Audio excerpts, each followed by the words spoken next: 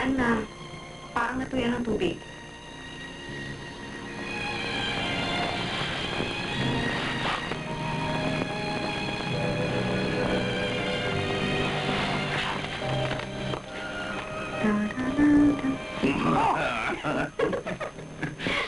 Bubus ka na naman, ha?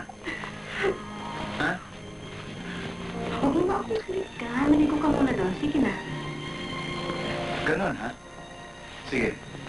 Maganda ka. Promise, ha? Ikaw rin. Baka wala kang maitagal.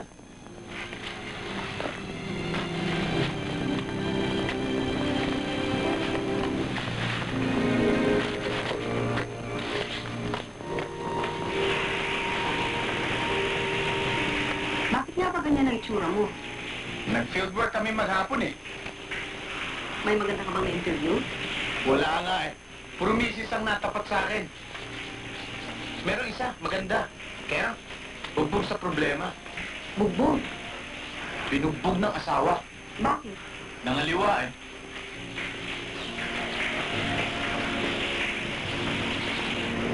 Aray? Aray? Hmm. Kawawa naman, ano? Kawawa. Kasalanan niya. Babe, kung ako yung misis, bubugbugin mo rin ako? May balak pang gumaya, ha? Ikaw rin. Sa'yo lang eh.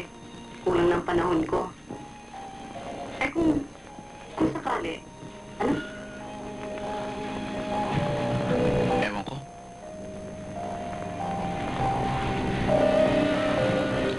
Iiwan na lang kita siguro.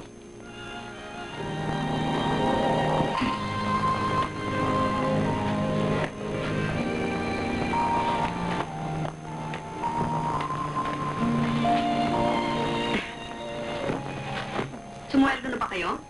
Sabado pa raw, eh. Nag-delay na naman. Ewan ko nga ba. Enjoy sana, research. Natututo ka na. Nagsisweldo ka pa. Pero ewan ko nga ba. Parang malabo, eh. Ang ano? Yung project namin. Wala yatang budget para next year. Paano yun? Ewan ko. Tingnan natin. Siguro, mag-aalalay na lang ako sa asawa ko. Loko, huwag ka magbiro. Baka kailanganin niya kita. Bakit? Eh kasi parang swerte na ako eh. Kung sakali mag-solo ko, Uy, yabang. sakali lang naman. Oh, Pwede ka kayang maging personal manager? oo. Kung malaki yung sweldo ko at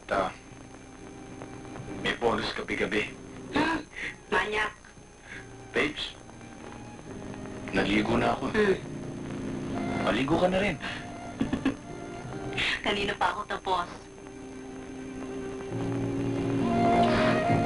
Eh, ba't may paksiw ka? Ay, naku, sandali yung niluluto ko. Ay, sunog.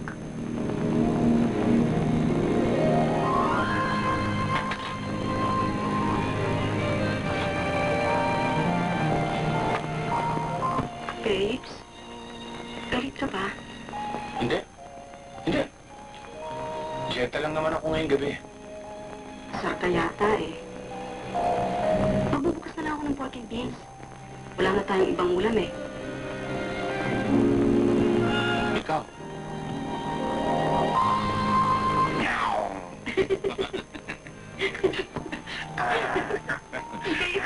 Babe!